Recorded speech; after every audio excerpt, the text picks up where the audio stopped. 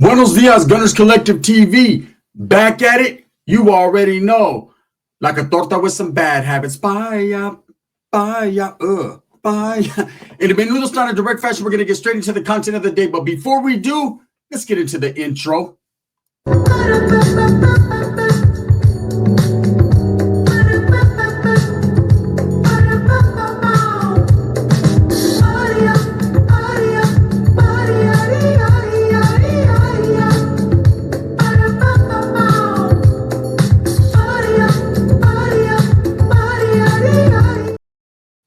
Welcome back to Gunners Collective TV. If you haven't already, make sure that you hit that like and subscribe button. Put your notification bell on all so that way you're directed in the direction of the dope content that the gun is kicking. And I highly appreciate all the support. I'm humbled, man. I'm very humbled. It's Sunday. Last day for a fun day. Back to business as usual comes Monday, right? But we're going to hit you with a banger today. You know, I get asked a lot of questions. And one of the questions I get asked all the time is, what is the dumbest? See, I'm the dumbest. I always make words up. Who's the dumbest criminal? The dumbest criminal you ever came across, right? I've come across a lot of J-Cats, a lot of people that make you scratch your head and make you wonder, like, damn, bro, seriously? You couldn't go left? Why'd you go right? You know, people that go back to crime scenes and people are like, no, she was there at 1, not 1:30. It's like only the killer would know, right? Stupid things like that. People that break into places get stuck. People that walk in to rob a place and run into the fucking door, you know, just different things that you see on the internet or in life in general. I ran into a lot of these people, but I think this guy right here, Anthony Garcia, takes the cake. This guy right here takes the cakeys, right? He takes the pan dulce. This guy right here is different. And let me explain to you the situation, what happened with this guy, Anthony Garcia. So this guy was a gang member from a gang called Pico Rivera. Okay, and there was a murder, allegedly. Well, not even allegedly, it happened. That was committed in 2004. January 23rd, 2004, this murder was committed, and nobody knew what happened. Okay, nobody had any type of inclination that this guy was involved, Anthony Garcia, right? So for several years, he got away with this gang-related murder, which he had killed one of his enemies from a gang called Pico Rivera, or Pico Nuevo, excuse me. Okay, so it became a cold case. Now, when people are investigating, detectives are investigating a murder, usually, like that show, The First 48, they catch whoever's going to do it, or they get a nice, good lead within the first 48 hours. But being that this was in an intersection with a liquor store and some light poles and a bridge nearby, there was no... It was basically, they knew it was gang related, but they couldn't quite figure out exactly what had happened just based on the evidence that was presented or was in front of them. They had no idea this guy knew anything about this murder, right?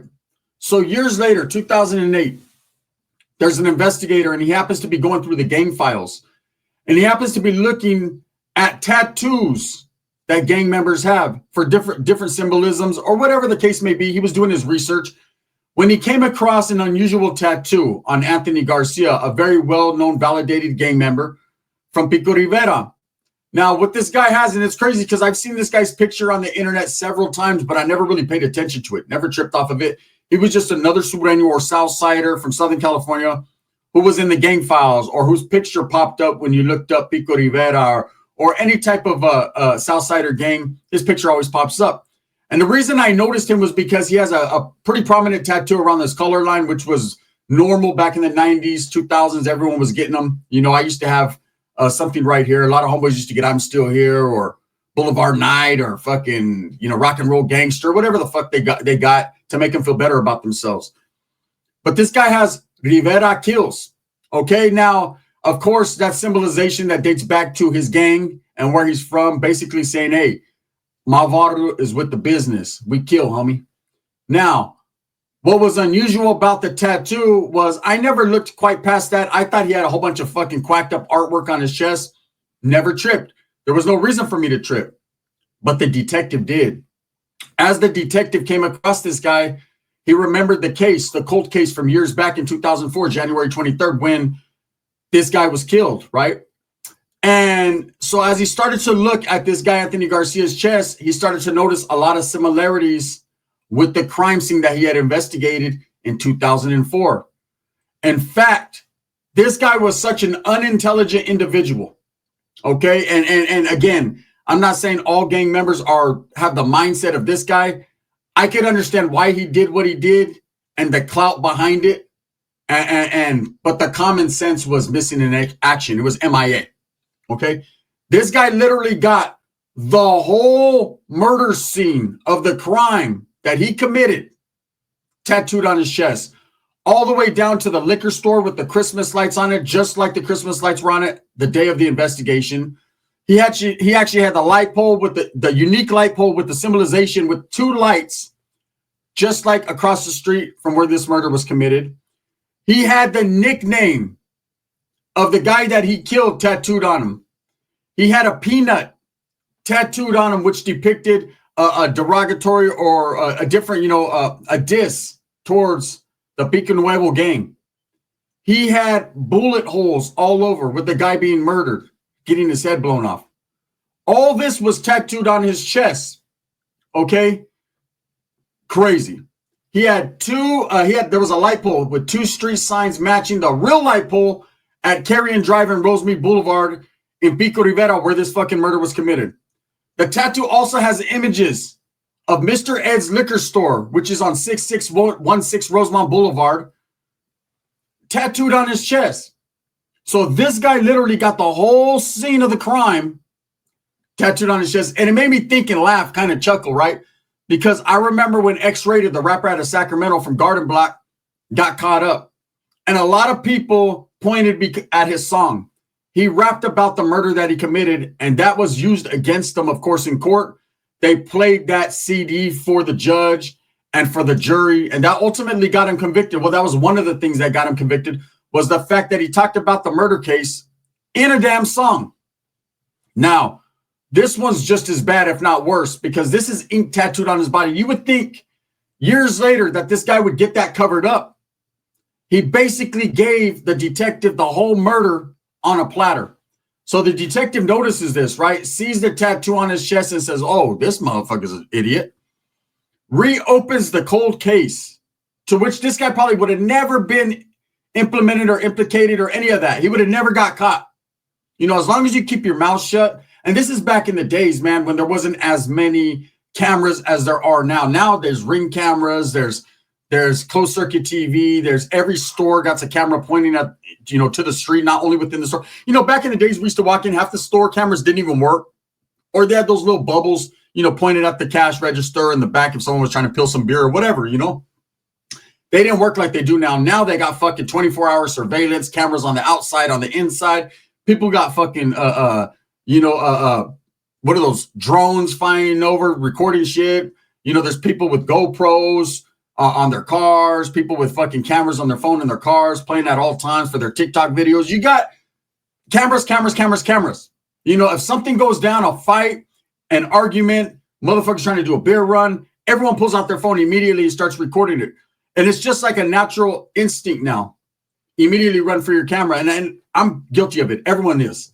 You would think, hey, it's none of your business. You just keep on pressing, keep on walking, and pay no attention to it. But we don't do that. In this day and age, our first instinct is to grab the camera because we want to be involved to some degree. We don't want to be involved with the time that they're going to get, but we want to be involved in watching the incident go down. But then you have a lot of stupid idiots like myself, that will actually film themselves in the midst or in the middle of an altercation and then go do time behind it like I did, right? But even more so than me, you have guys that will film altercations from other people and post it online and get them caught up in the process. Now, I'm not saying that every time that's the idea behind it, to get people caught up. Because I actually know someone, man, who posts things like that, and he's not doing it to get people caught up. He's trying to show you how hectic and wild it is in certain cities, in certain places. So he blurs a lot of people's faces out, doesn't put people's names, things of that nature, right? And will never show you like someone actually killing someone. He just shows you little cat fights and shit. Anyways, shout out to my homeboy, man. He does his thing. He knows who he is. Now, I'll say this. So the investigator, the detective, sees this guy in the gang file, looks at his tattoo, starts looking very closely with a fine-tooth comb and a magnifying glass, and realizes that this guy has the whole murder scene playing out: dates, times, light poles, liquor stores, telephone poles. I want to see fucking Richie Valenzuela and his flying guitar on every telephone pole. And he busts this dude.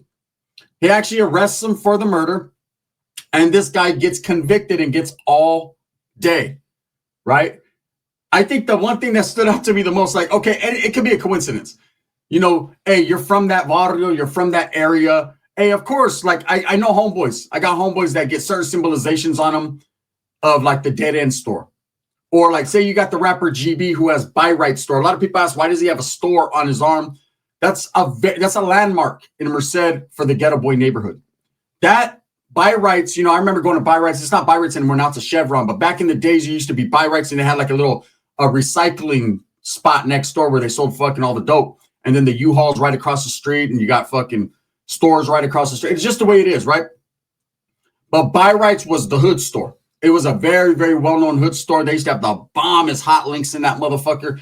And everyone used to go hang out. It's right around the corner from McNamara Park, which is, of course, GB, the rapper GB from Northern California, Merced, his neighborhood, right? So being that that's a landmark, and it's not, if the store's still there, but it's now Chevron, you know, a lot of people look at that as a symbol of his neighborhood. And so he got it tattooed on him. I say that to say this. This guy could have easily had a defense and say, hey, you know, these are just landmarks from my neighborhood that I have tattooed on me. But one thing stood out more than anything, more than the liquor store, more than the light pole with two lights, the unique light pole with all the symbols, the guy's nickname, a guy being killed in the way that this guy was being killed, the disrespect of the other neighborhood. One thing stood out more.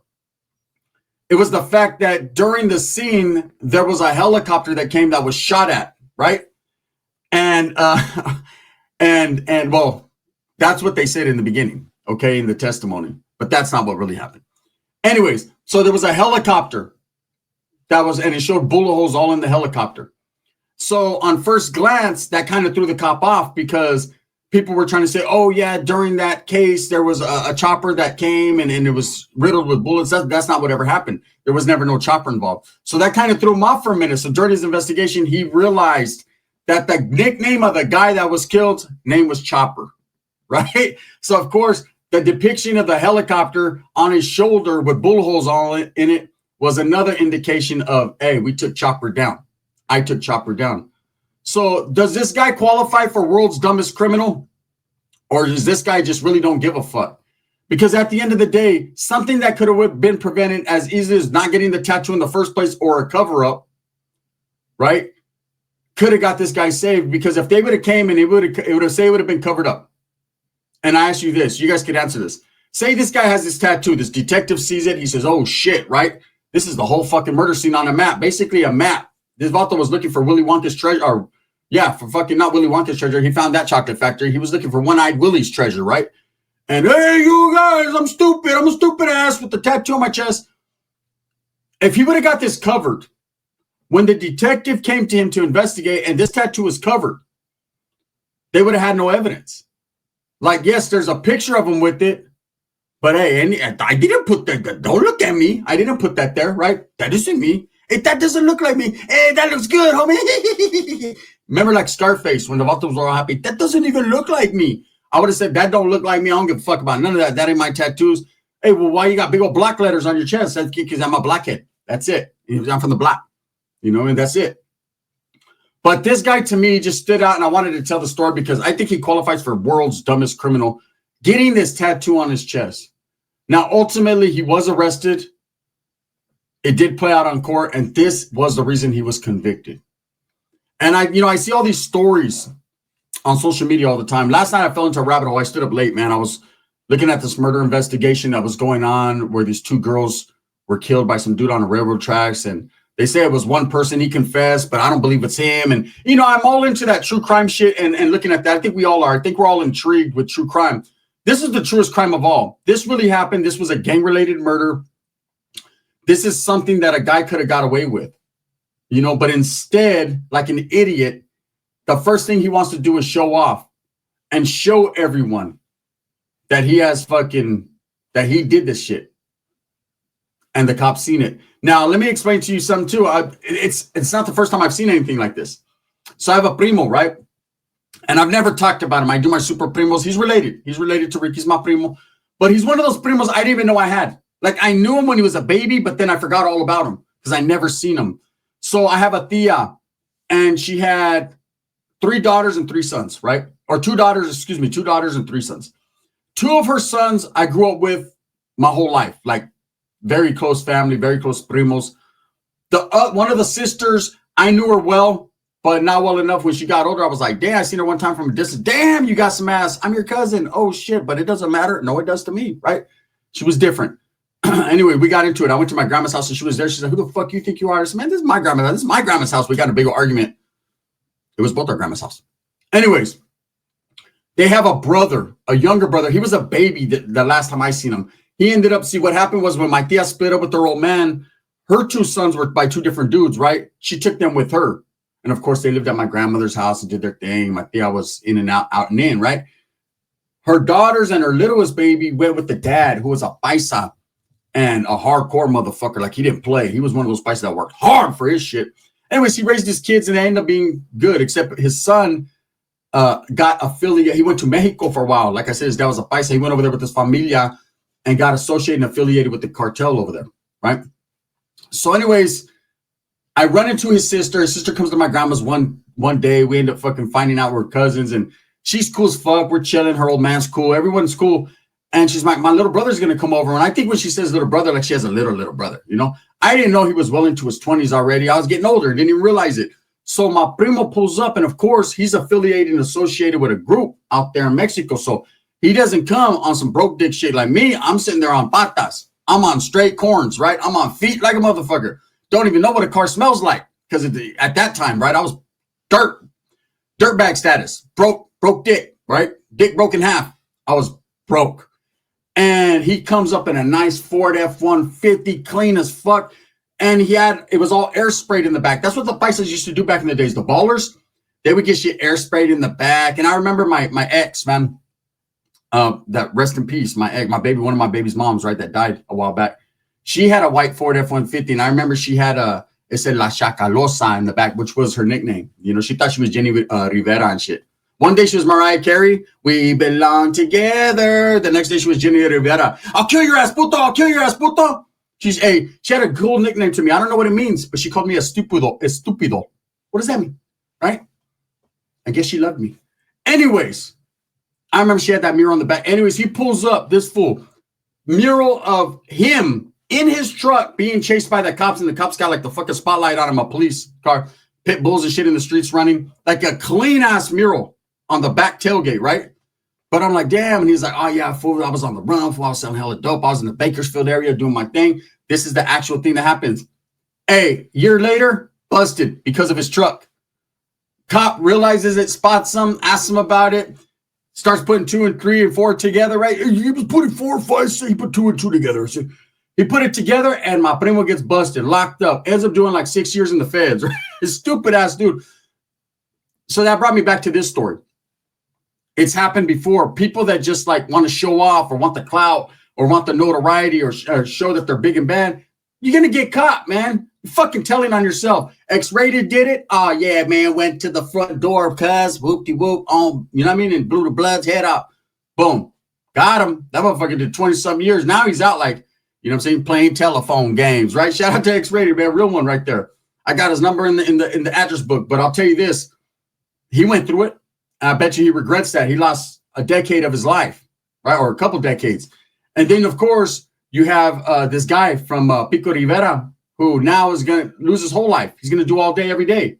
It's unfortunate, but that's the situation. Of course, my primo did 6. Quick turnaround. He was right back in the mix. That's what happens, you know? Anyways, with that being said, I thought this was just a cool story to put out on a Sunday. I got bangers coming tomorrow. Make sure you guys tap in. I'm also going to do a Super Norteño Presents on the smaller channel today, so make sure you guys tap into that if you're into that, you know. I haven't been getting as much views as usual on the Super Norteños. I don't know why. It's either they're not pushing it or you guys don't care about Ricky no more.